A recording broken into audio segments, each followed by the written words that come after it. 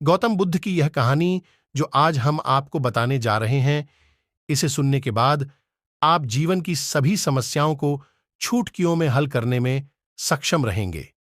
दोस्तों, एक बार की बात है, महात्मा बुद्ध प्रवचन दे रहे थे। प्रवचन में आसपास के बहुत से लोग शामिल थे। सभी लोग ध्यान से बुद्ध को सुन रहे थे। कुछ देर में प्रवचन समाप्त हो गया। तब लोगों ने बुद्ध को प्रणाम किया और अपने अपने घर को चल पड़े। पर एक यह युवक वहां पर ही बैठा रह गया। बुद्ध की नजर उस युवक पर पड़ी तो वे पूछ बैठे, क्या बात है वत्स, कोई जिज्ञासा है? क्या युवक बुद्ध के पास गया और प्रणाम करके बोला, प्रभु, बहुत उलझन में हूं। जितना इस बारे में सोचता हूं उतना ही उलझ जाता हूं। कैसी उलझन है वत्स? बुद्ध ने प्रश्न किया। युवक हाथ जोड़कर बोला, प्रभु, यह संसार कितना विशाल है। संसार में लाखों करोड़ों लोग निवास करते हैं, उनमें भी एक से बढ़कर एक विद्वान, कलाकार, योद्धा।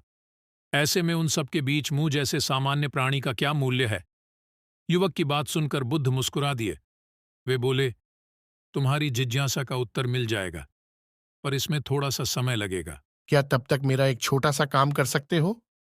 प्रभु, यह तो मेरे लिए गर्व का विषय है कि मैं आपके काम आ सकूं। युवक ने पुनः अपने हाथ जोड़ दिए और कहा, आप आदेश करें।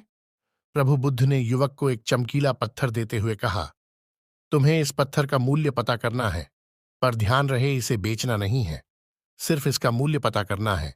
जैसी आज्ञा प्रभु। ऐसा कहते हुए युवक ने बुद्ध से वह पत्थर ले लिया। उसने एक बार फिर से उन्हें प्रणाम किया और बाजार की ओर चल पड़ा। बाजार वहां से ज्यादा दूर नहीं था। युवक थोड़ी देर में वहां पहुंच गया। वह सुबह का समय था, इसीलिए बाजार अभी ठीक से लगा नहीं था। वहां पर इक्का दुक्का दुकानदार ही थे। युवक ने जिज्ञासावश इधर उधर नजरी। उसे एक पेड़ के नीचे एक दुकानदार नजर आया। वह आम बेच रहा था। युवक उस दुकानदार के पास पहुंचा और उसे पत्थर दिखाते हुए बोला, क्या आप इस पत्थर की कीमत बता सकते हैं? दुकानदार एक चालाक व्यक्ति था। पत्थर की चमक देखकर वह समझ गया कि अवश्य ही यह कोई कीमती पत्थर है। वह बनावटी आवाज में बोला, देखने में तो कुछ खास नहीं लगता, पर मैं इसके बदले टे नाम दे सकता हूं। दुकानदार की बात सुनकर युवक को हल्का सा क्रोध आ गया। वह मन ही मन बुदायर समझता है, इतना सुंदर पत्थर और इसका मूल्य सिर्फ टे नाम, अवश्य ही यह झूठ बोल रहा है। युवक को चुप देखकर दुकानदार बोल उठा, क्या कहते हो, निकालू? आम पर युवक ने दुकानदार को कोई जवाब नहीं दिया। वह चुपचाप आगे बढ़ गया। सामने एक सब्जी वाला अपनी दुकान सजा रहा था। युवक उसके पास पहुंचा और उसे पत्थर दिखाते हुए उसका मूल्य पूछा। उस पत्थर को देखकर सब्जी वाले की आंखें खुशी से चमक उठीं। वह मन ही मन सोचने लगा, यह पत्थर तो बहुत कीमती जान पड़ता है। अगर यह मुझे मिल जाए तो मजा ही आ जाए। क्या हुआ भाई, कहाँ खो गए? युवक ने दुकानदार की तंद्रा तोड़ी। सब्जी वाला चौंकता हुआ बोला, कुछ नहीं कुछ नहीं, मैं तो बस मन ही मन इसकी कीमत की गणना कर रहा था। वैसे मैं इस पत्थर के बदले एक बोरी आलू दे सकता हूं। सब्जी वाले के चेहरे की कुटिलता देखकर युवक समझ गया कि यह दुकानदार भी मुझे मूर्ख बना रहा है। मुझे किसी और से इसका मूल्य पता करना चाहिए। यह सोचता हुआ युवक आगे बढ़ गया। सब्जी वाले दुकानदार ने युवक को पीछे से आवाज लगाई, क्या हुआ भाई?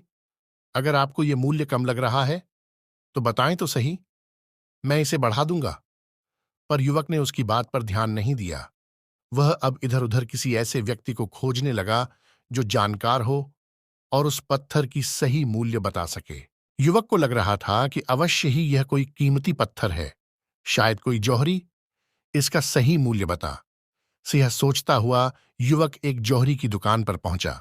जौहरी अपनी दुकान को अभी खोल ही रहा था। उसने युवक को अपनी दुकान की ओर आते हुए दूर से देख लिया था। साथ ही उसने युवक का हुलिया देखकर यह भी भांप लिया था कि यह कोई गरीब व्यक्ति है जो संभवतः कोई गहना बेचने आया होगा। जौहरी ने हाथ जोड़कर युवक को नमस्कार किया और मुस्कुरा कर पूछा, बताए महोदय, मैं आपकी क्या सेवा कर सकता हूं? युवक ने बुद्ध का दिया पत्थर अपनी हथेली पर रख दिया और बोला, इसका मूल्य पता करना था। पत्थर को देखते ही जौहरी उसे पहचान गया कि यह बेशकीमती रूबी पत्थर है जो किस्मत वाले को मिलता है। वह बोला, पत्थर मुझे दे दो और मुझसे 1 लाख रुपए ले लो। कहते हुए जौहरी ने पत्थर लेने के लिए अपना दाहिना हाथ बढ़ाया, पर तब तक युवक ने पत्थर को अपनी मुट्ठी में बंद कर लिया था। उसे पत्थर के मूल्य का अंदाजा हो गया था, इसलिए वह बुद्ध के पास जाने के लिए मुड़ गया।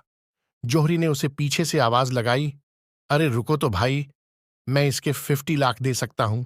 लेकिन युवक को वह पत्थर बेचना तो था नहीं, इसीलिए वह रुका नहीं और दुकान के बाहर आ गया। पर जौहरी भी कम चालाक नहीं था। वह उस अनमोल पत्थर को किसी भी कीमत पर अपने हाथ से जाने नहीं देना चाहता था। वह दौड़कर उसके आगे आ गया और हाथ जोड़कर बोला, तुम ये पत्थर मुझे दे दो, मैं इसके बदले 1 करोड़ देने को तैयार हूं। युवक को जौहरी की बातों में अब कोई रुचि नहीं रह गई थी। वह जल्द से जल्द बुद्ध के पास पहुंच जाना चाहता था, इसीलिए ना तो वह रुका और ना ही उसने जौहरी की बात का कोई जवाब दिया। वह तेज तेज कदमों से बुद्ध के आश्रम की ओर चल पड़ा। जौहरी ने पीछे से आवाज लगाई, यह अत्यंत मूल्यवान पत्थर है, अनमोल है, तुम जितने पैसे कहोगे मैं दे दूंगा। यह सुनकर वह युवक परेशान हो गया। उसे लगा कि कहीं पत्थर के लालच में जौहरी उसे पकड़कर जबरदस्ती ना करने लगे, इसलिए वह तेजी से आश्रम की ओर दौड़ पड़ा। युवक जब बुद्ध के पास पहुंचा तो वह बुरी तरह से हाँफ रहा था। उसे देखकर बुद्ध मुस्कुरा दिए, फिर भी उन्होंने अपने चेहरे से कुछ भी जाहिर नहीं होने दिया। वे बोले, क्या बात है वत्स, तुम कुछ डरे हुए से लग रहे हो। युवक ने बुद्ध को प्रणाम किया और सारी बात कह सुनाई। साथ ही उसने वह पत्थर भी उन्हें वापस कर दिया। बुद्ध बोले, आम वाले ने इसका मूल्य 10 आम बताया, आलू वाले ने 1 बोरी आलू और जहरी ने बताया कि यह अनमोल है इस पत्थर के गुण। जिसने जितने समझे उसने इसका मूल्य उसी हिसाब से लगाया। ऐसे ही यह जीवन है। प्रत्येक व्यक्ति खान से निकले हुए एक हीरे के समान है जिसे अभी तराशा नहीं गया है। जैसे जैसे समय की धार व्यक्ति को तराश की जाती है, व्यक्ति की कीमत बढ़ती जाती है। ये दुनिया व्यक्ति को जितना पहचान पाती है उसे उतनी ही महत्ता देती है। कहते हुए बुद्ध एक क्षण के लिए रुके, फिर बोले, किंतु आदमी और हीरे में अंतर यह है, हीरे को कोई दूसरा तराश होता है और व्यक्ति को अपने आप को स्वयं ही तराशना पड़ता है। और जिस दिन तुम अपने आप को तराश लोगे, तुम्हें भी तुम्हारा मूल्य बताने वाला कोई ना कोई जौहरी मिल ही जाएगा। गौतम बुद्ध उस लड़के को यह सिख देना चाहते थे कि जो इंसान अपने मन में खुद के बारे में विचार करता है, वह व्यक्ति उसी के समान बनता जाता है। किसी इंसान को अगर दुनिया की किसी भी चीज से सच्चे मन से लगाव हो, तो वह इंसान उस चीज को प्राप्त कर लेता है। वही जो इंसान अपनी मन छाई चीज को प्राप्त करने में असमर्थ है, उस इंसान ने अपने मन में सच्चे भाव से उस चीज को चाहा नहीं होता है। ऐसे ही चटकदार कहानियाँ देखने के लिए हमारे चैनल को सब्सक्राइब करें और घंटी दबाना ना भूलें।